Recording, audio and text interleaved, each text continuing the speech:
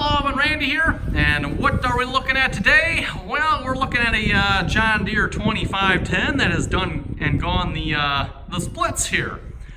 We got the John Deere 2510 here split in half at the transmission here, or actually not the transmission, at the clutch housing here. Clutch and then the transmission. I don't know if that actually splits again or not. I'm not sure. Actually, it does split again right there, doesn't it? So yeah, I'm not sure actually where that, but yeah, anyway, got it split at the clutch here. We actually already have the clutch off. We did that all off camera here, doing splitting the tractor. Just kind of got it done as quickly as possible. Actually went really well. We got the Mahindra here. We just strapped underneath the motor here and the forks up above and just walked it out basically. Well, drove and walked it out, I guess I should say. So yeah, it came out real smooth, no issues there. We got the clutches sitting down here. So there's the flywheel and ring gear there. I guess this is flywheel and ring gear all in one. And then we got the clutch packs here. So there's two clutch packs, to my understanding. I haven't really looked at this at all. Again, not what we're in here to fix. So, but yeah, two clutch packs here to my understanding. And then there's the rear motor plate cover thingamajigger, whatever. Still has the starter mounted on it. We figured it was easier just to remove the whole plate with the starter on it than try to remove the one bolt that was down underneath the starter. Actually, I think it's just one bolt. Yeah, just the one bolt underneath the starter there. We were kind of looking at this like, yeah, we should try to pull that starter off. And we started looking at that one bolt like, yeah, let's just take the plate off instead with the starter on it yet. Because that bolt would be down in here. It's like, how in the world are we supposed to get at that? I guess, I don't know if you can come up through there somehow and get to it. I don't know. Anyway. But yeah, for those who've been following along on this project here so far, we rebuilt pretty much the entire bottom half of the motor and still did not fix the problem. We discovered the problem is, I don't know where I have actually put those at the moment. Oh, here they are. Yes, if you didn't watch last video, we discovered what the problem, or another problem, maybe I should say, another problem. Yeah, this is the number one piston rod connecting shaft bearing there. Yeah, that is pretty much gone, to put it nicely. And everything else is sitting here. Yeah, there's the valves, got those all cleaned up. The head is sitting underneath here, got that all cleaned up. There's the number one piston sitting there. You can see the connecting rod there. It's pretty much chewed up. So plan is we're gonna get another connecting rod. We're just gonna get one. I don't think the rest of them should be too bad. They should be fine yet.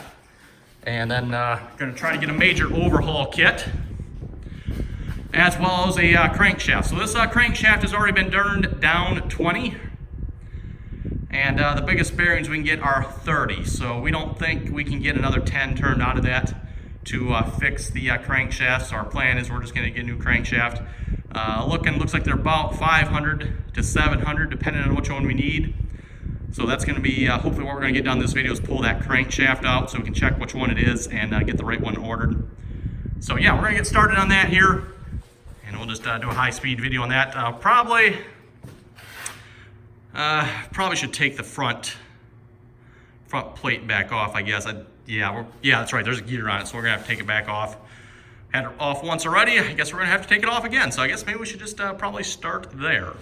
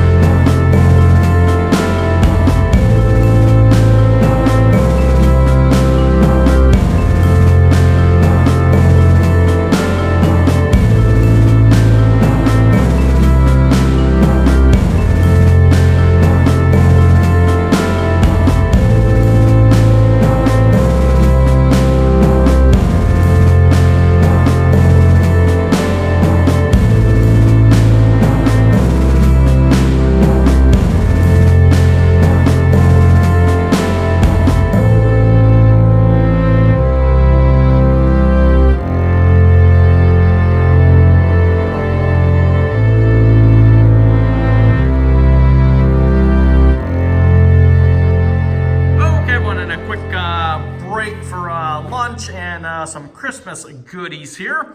Back on it here. I was hoping to be able to remove the crankshaft without having to remove the front plate. Doesn't look like that's possible. It just doesn't have the quite the clearance there. Maybe if I pulled the gear off it might, but at that point I think we're just going to pull the front plate back off here. So yeah, continuing to work on this here. I've got most of the bearings off. I just got 2 of them back up in there again in the moment to hold the crankshaft while I take the front plate off. I got most of the idler gears off there. Actually, I got all the idler gears off. Camshaft and the injection pump on that side, which reminds me, I'm probably gonna have to pull that injection pump, aren't I? I'm not gonna be able to just hang it this time because yeah, there's nothing to hang it from. The head is not there. So yeah, anyway, continuing.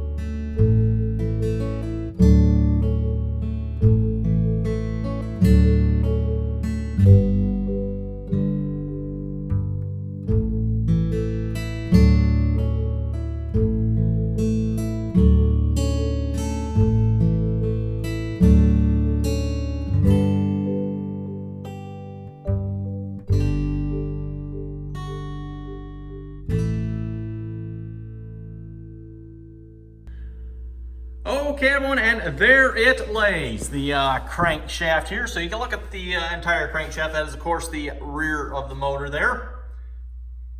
One interesting thing that we noted here, and I noted this when we did the main bearings, you notice how the middle of this here, yeah, it kind of has that ring on it. That is the spot in the bearing, by the way. Same thing on all of these.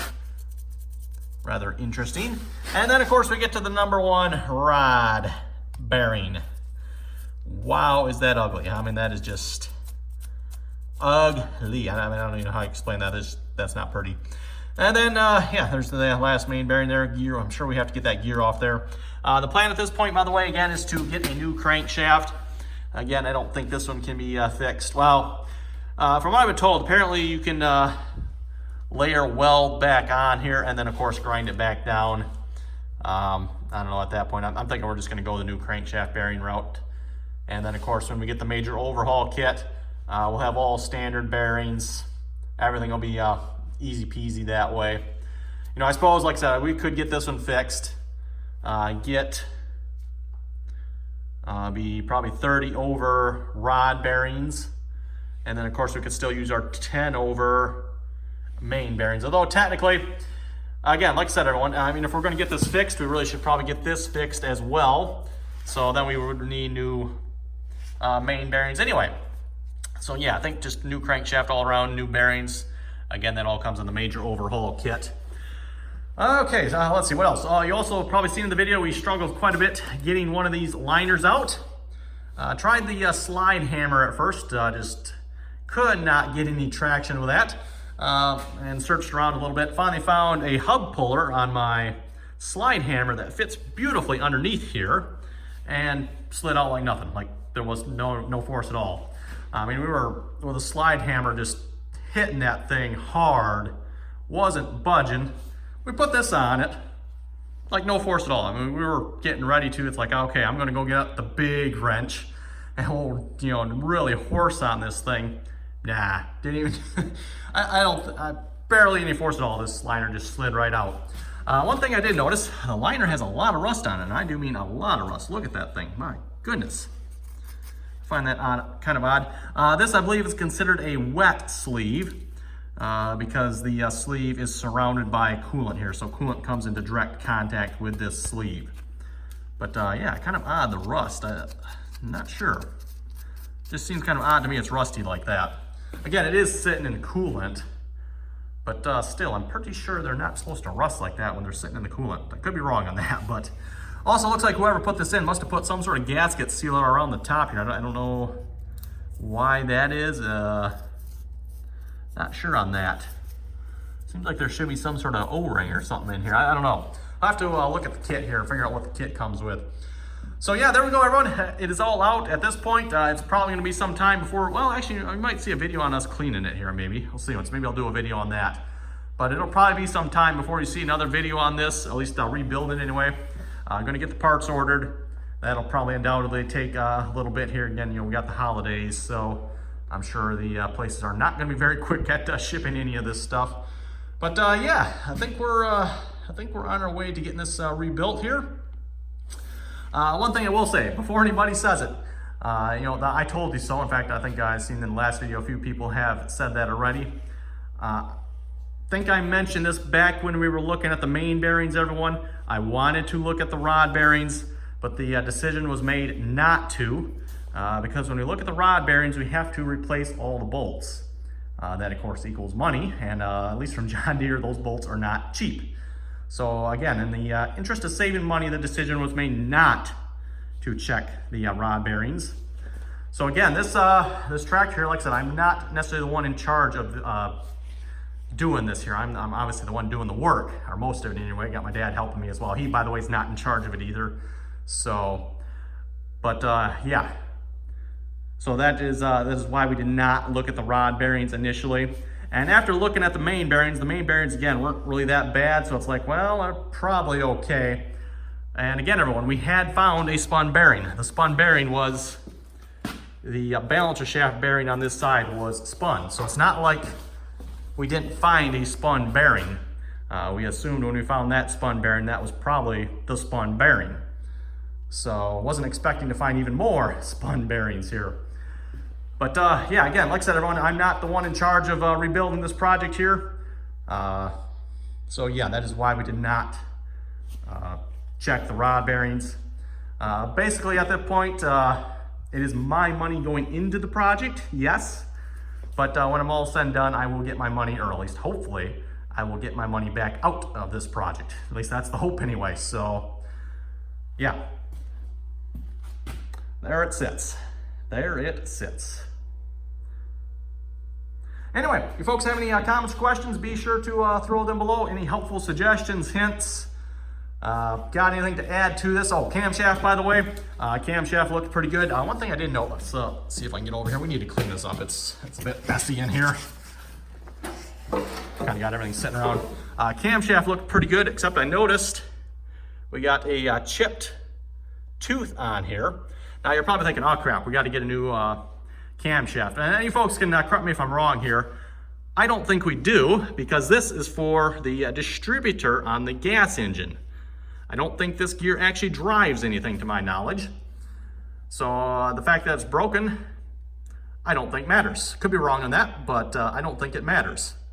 So, and I'm gonna double check that, but like I said, I'm pretty sure this is for driving the distributor on the gasoline engine. I'm assuming, you know, they both use the same camshaft. I'm sure they probably use the same crankshaft as well. This end here is for driving the tachometer. I believe that's what that is for. And somewhere in here, there should be something for driving the pump as well. I'm not sure where that is, actually, to be honest with you. Actually, I wonder, is it, it's got to be this one here, I bet. I bet you that's which one it is. Because there's one. Yeah, that's, okay, there's an extra one right here. So that's got to be the one that drives the fuel pump. But yeah, anyway, like I was about to say, we're going to wrap this up here. Comments or questions, be sure to leave them below. And as always, thanks for watching. Don't forget to like, share, and subscribe. And until next time.